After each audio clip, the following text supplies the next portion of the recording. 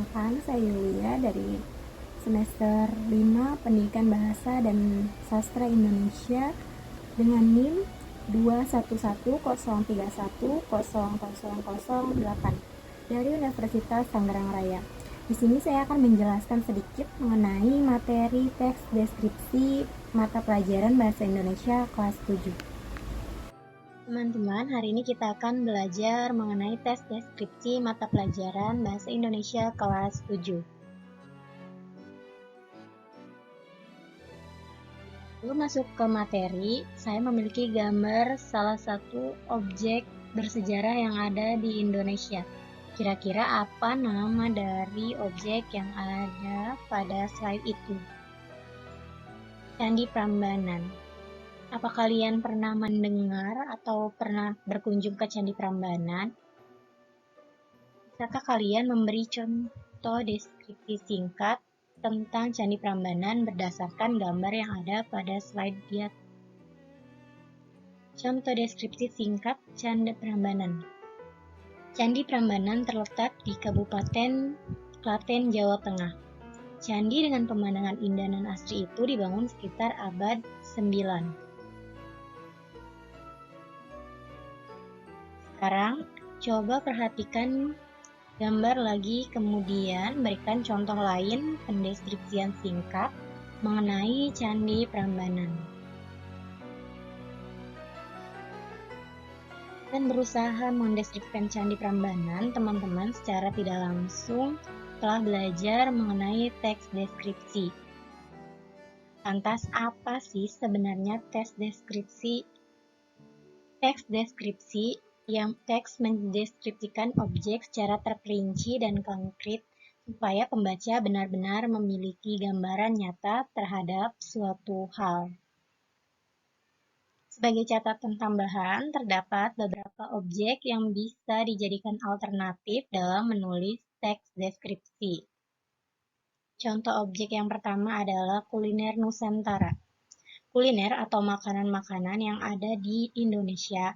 Misalnya ada ingkung, gudeg, pecel, nasi goreng, dan lain-lain.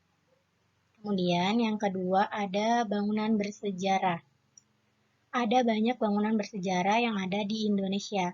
Misalnya saja Masjid Raya Baitur Rahman yang ada di Aceh, Keraton Kasunan Surakarta, Candi Borobudur, dan tentunya Candi Prambanan. Objek yang ketiga adalah kebudayaan dan benda-benda peninggalan. Misalnya adalah budaya Sekaten atau peringatan Maulid Nabi yang ada di Kota Solo, dan juga tradisi Gondang Naposo, masyarakat Batak. Kita berlanjut pada materi berikutnya, yaitu ciri-ciri teks deskripsi. Ciri yang pertama adalah teks deskripsi menggambarkan benda, tempat, atau suasana tertentu. Ciri yang kedua, teks deskripsi melibatkan panca indera untuk menggambarkan objek.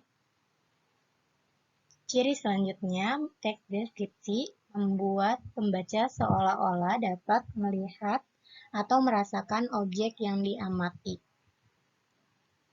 Terakhir, teks deskripsi menjelaskan ciri-ciri objek seperti ukuran, letak, warna, atau kondisi objek secara terperinci.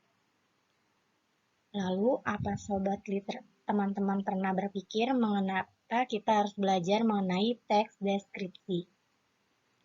Sebenarnya dengan belajar mengenai teks deskripsi, kita akan mampu memberi gambaran nyata terkait suatu objek kepada pembaca.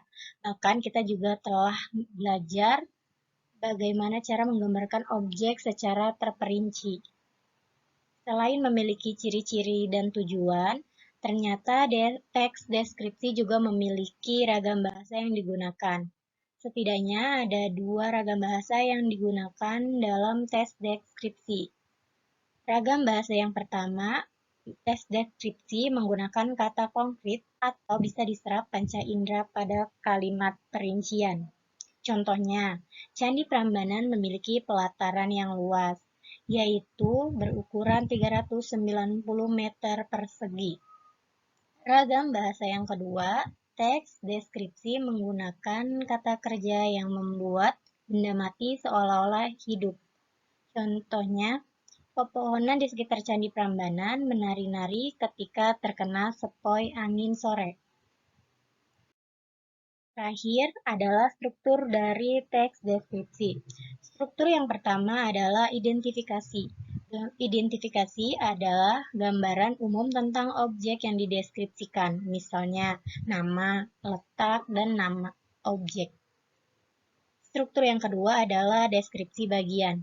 Pendeskripsi bagian berisi pendeskripsian bagian-bagian objek secara terperinci.